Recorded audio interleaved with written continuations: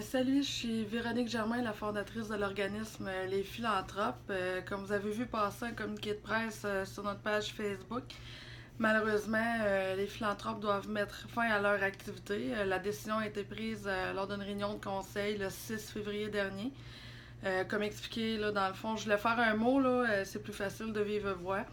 L'organisme avait quand même beaucoup de succès. Le problème, c'est qu'on manquait trop de bénévoles et de fonds pour pouvoir continuer. C'est pas juste des simples groupes de marche, c'est vraiment des activités sociales et de plein air pour briser l'isolement. C'est sûr que faire la promotion de l'organisme, dans le fond, recruter des partenaires, essayer de trouver des commentaires, tout ça, ça demandait beaucoup de temps.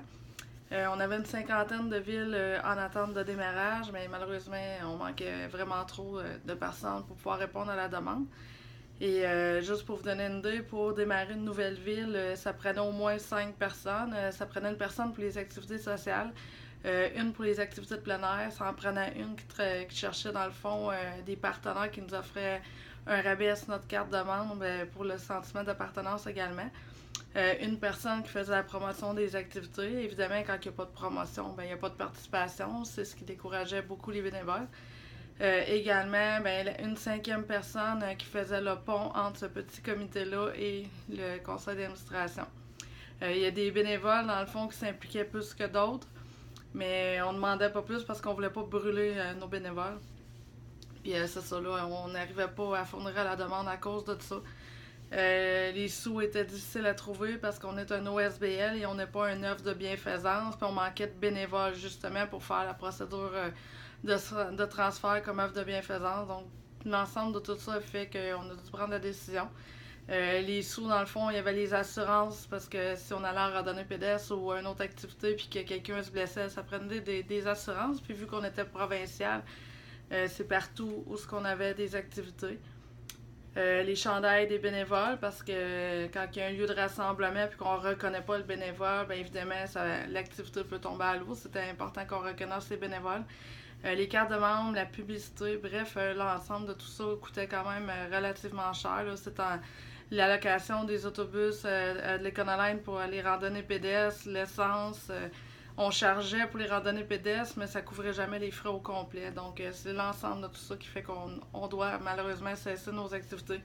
On a tenté d'avoir des subventions, des commanditaires, mais à cause qu'on ne pouvait pas émettre de reçus pour dons, c'était impossible.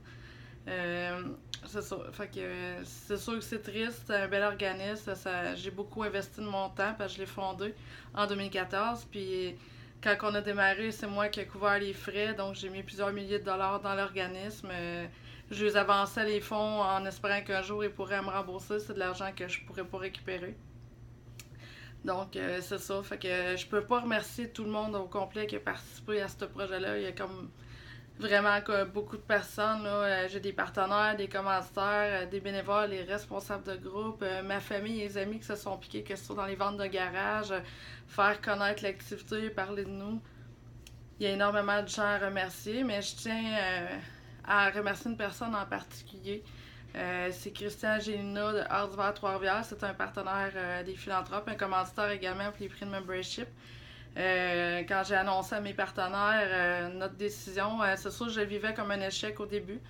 Mais comme M. Géna a dit, dans le fond, il faut que je sois fière de ce que j'ai accompli. Parce que j'ai fait plus que 99% du monde aurait fait pour aider leur prochain. Fait que c'est sûr que ça m'a fait du bien d'entendre ça, mais au début, je le prenais vraiment comme un échec. Je suis un peu émotive, là. Bref, je remercie vraiment tout le monde de s'être impliqué. Puis ceux qui ont brisé l'isolement avec nous, même si on n'est plus là, faut vous continuer à briser votre isolement, continuer des activités. Maintenant que vous savez que vous aimez la marche, que vous aimez les soirées de jeux de société, peu importe c'est quoi, allez vers les gens, restez pas tout seul chez vous. Bref, merci à tout le monde d'avoir cru en les philanthropes. Bonne journée.